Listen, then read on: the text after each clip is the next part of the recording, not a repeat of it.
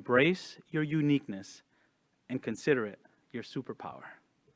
For me, embracing what sets me apart allowed me to find my purpose. Whether I'm a classroom teacher or the Secretary of Education, I'm just living out my life's purpose to serve children. Sometimes, your uniqueness will be viewed as a deficit. Some will try to make you believe that what sets you apart sets you back. I'm here to remind you that your so-called deficits are in fact your superpowers. For me, being born in a housing project, moving 7 times before the age of 13, living simply without a lot of financial resources, learning Spanish before English, and having strong connection to my Boricua roots have served me well and allowed me to be prepared for this role. If I didn't have that experience, I may not have the level of urgency or experience to ensure the successful distribution of $170 billion in the American Rescue Plan, which is aimed at unapologetically addressing the opportunity gaps that exist in this country. What some viewed as a deficit, I call my superpower. So whether you have ADHD, are differently abled, moved to this country later in life, speak with an accent, grew up in poverty, or are LGBTQ, embrace your uniqueness and use it to find your purpose. And when you find that purpose, make the pursuit of your purpose greater than the pursuit of your position. Again, make the pursuit of your purpose greater than the pursuit of your position. During your time here, you've balanced academic rigor, work, internships, volunteering, cultural activities, and more. But in the spring of 2020, everything changed. Everything we took for granted suddenly became difficult or impossible.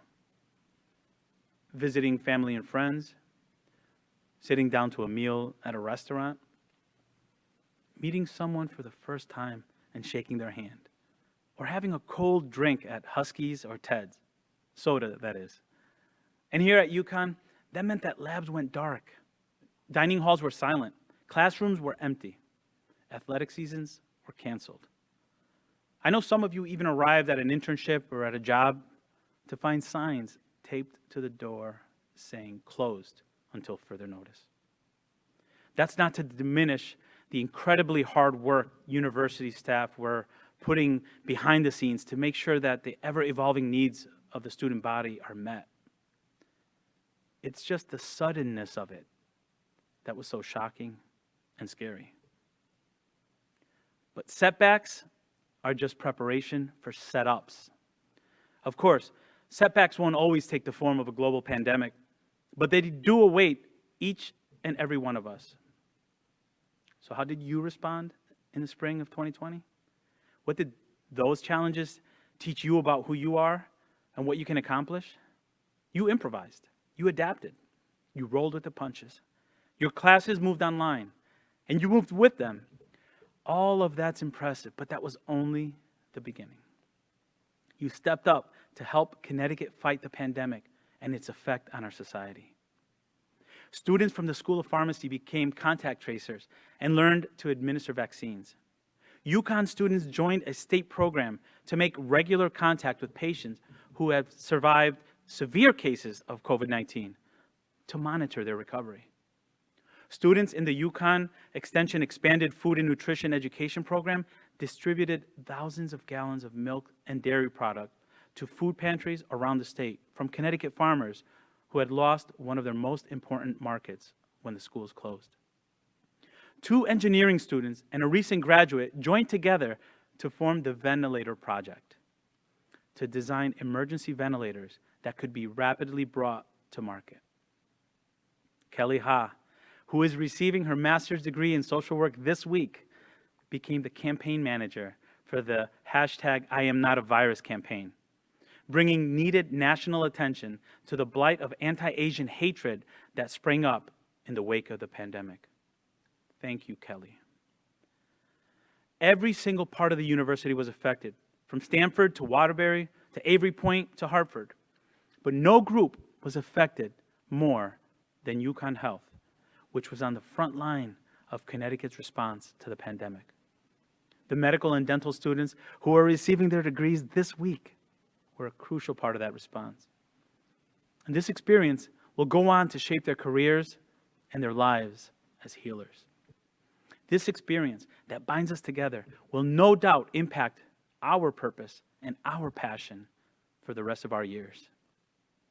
As I've said when visiting schools across the country these last 2 months, for educators, the pandemic will serve to sharpen our swords for the real fight ahead. The fight to address inequities in education. That's the real fight.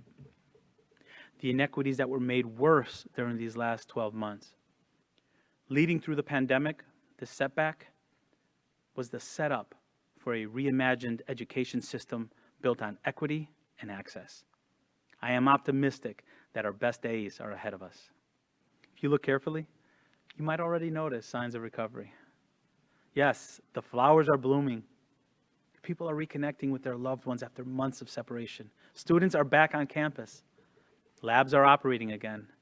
Our amazing Husky athletic programs are playing again. And probably the best sign of recovery possible, the dairy bar is open. And there's no better way to measure UConn's mood than whether you can go pick up a scoop or 2 or 3 of Husky tracks. The end is in sight. Let me rephrase that. The beginning is in sight. The beginning of a new day for education, one where we value social emotional well-being of students as much as academic aptitude, where we unapologetically challenge what Dr. Noguera called the normalization of failure. This is the beginning of a new era of unity in this nation, with us gaining value, not enemies, by engaging with diverse perspectives, where we recognize that our uniqueness is our superpower.